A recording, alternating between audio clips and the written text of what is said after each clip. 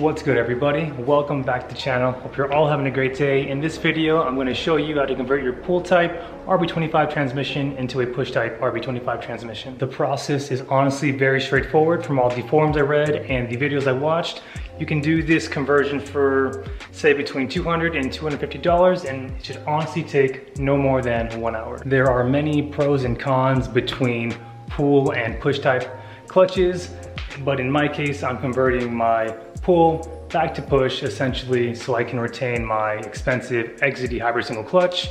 I believe the clamping forces on a pull type clutch is stronger opposed to a push type, but please correct me if I'm wrong. So to convert your pull type transmission to a push type transmission, you're going to want to source all R33 RB25 Series 1 or 2 parts. You can buy these all essentially brand new. You can hit up Terra Firma, Z1 Motorsports, Raw Brokerage, or you can use this company here on the screen in Japan. Will save you a ton of money, but shipping is going to take anywhere between 2 to 3 weeks. But I got this all brand new OEM, or at least most of them. Starting with a R33 transmission cover, R33 fork, R33 slave. You're going to need a 8.5 millimeter drill bit and a M10 1.5 millimeter tap for the slave bolts here.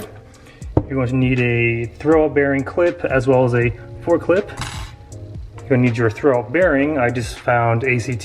There's the part number there. On the back side, I got a brand new OEM R33 throwout bearing. And then with these two, you're going to want to press these in. I pressed this in prior to the video. You can use a shop press or like a ball joint insert or remover tool.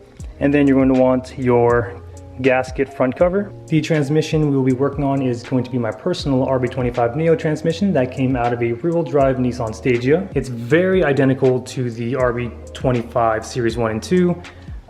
There are provisions here for the slave cylinder, which we will be drilling out with the 8.5 millimeter drill bit and tapping it with the M10 1.5 millimeter tap. But before we get started on all the fun stuff, I'm going to take care of the boring stuff, and that's going to be degreasing the bell housing, the interior, the exterior. I'll go ahead and cover up all the sensors and the rear shaft seal here. I was going to paint it, but my paint did not come in time. So degrease it, scuff it with a Scotch-Brite and let it dry, and then we'll be on our way. Transmission all nice and cleaned up. A significant difference with some degreaser, a coarse brush, and a Scotch-Brite. Bell housing made the most difference. On the exterior, came out pretty good. The best it's honestly going to be. If I want this thing any cleaner, I'm going to have to dry ice blast it or paint it, but as this is now, it's perfect for me.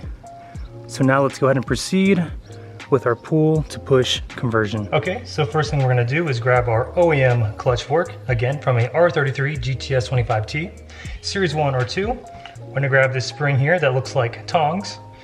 With this insert here, we're going to put the bottom point of the spring in, like so. And then we'll turn upside down, pinch them together, and then they will go into these individual points here. And that is that. This insert here is for the pivot ball on the cover. And of course, beforehand, go ahead and grease up all of your contact points. Next, we'll grab this spring that looks like an octopus. We'll grab our release bearing and our carrier bearing. And we'll go ahead and install this spring like so.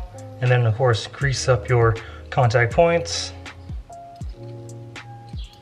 And these will slide in just like so.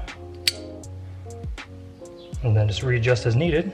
And then you want the bottom to touch this faceplate here on the carrier bearing. Next on our list is to remove the pull type front cover, which are all going to be 12 millimeter bolts. All right, I went ahead and got off the pull type front plate, Scotch-Brited the mounting surface, and now we're ready to put on our OEM push type gasket. This is only going to go on one way, like so, and then go ahead and install your push type front plate. And I'll put the torque specs for the bolts on the screen.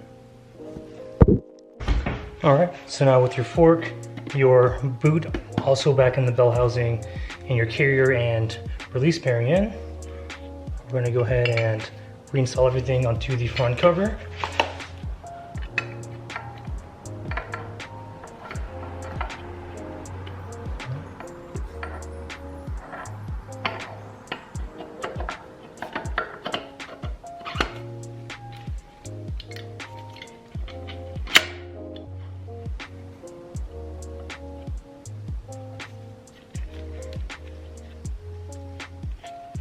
Cool, all right.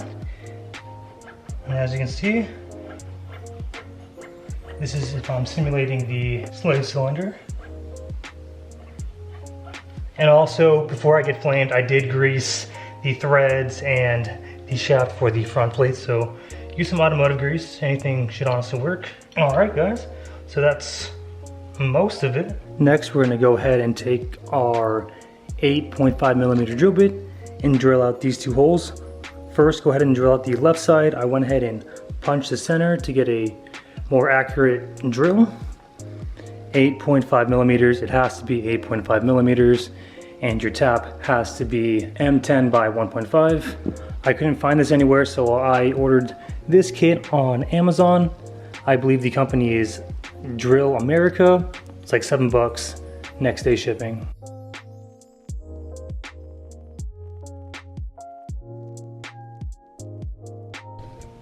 Now let's go ahead and put in our M10 by 1.5mm tap. And it's my first time tapping something, so bear with me.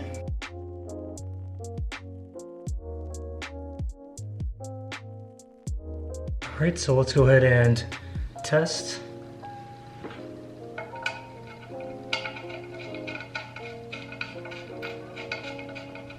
Oh, we are money, everybody. Actually, this hole's a little crooked, but I think we will be okay. All right, we got our OEM R33 slave cylinder in. Just have the bolt hand snug where I can adjust the slave. I'm gonna go ahead and align it to what looks good when it activates, which there is nice. We'll go ahead and mark our center point, drill it out and tap it, and we should be good to go. All right, everybody, just got done drilling, tapping, and threading on the new bolt for the slave. Honestly came out pretty good, or at least within spec. Looks like it's gonna do exactly what it needs to do.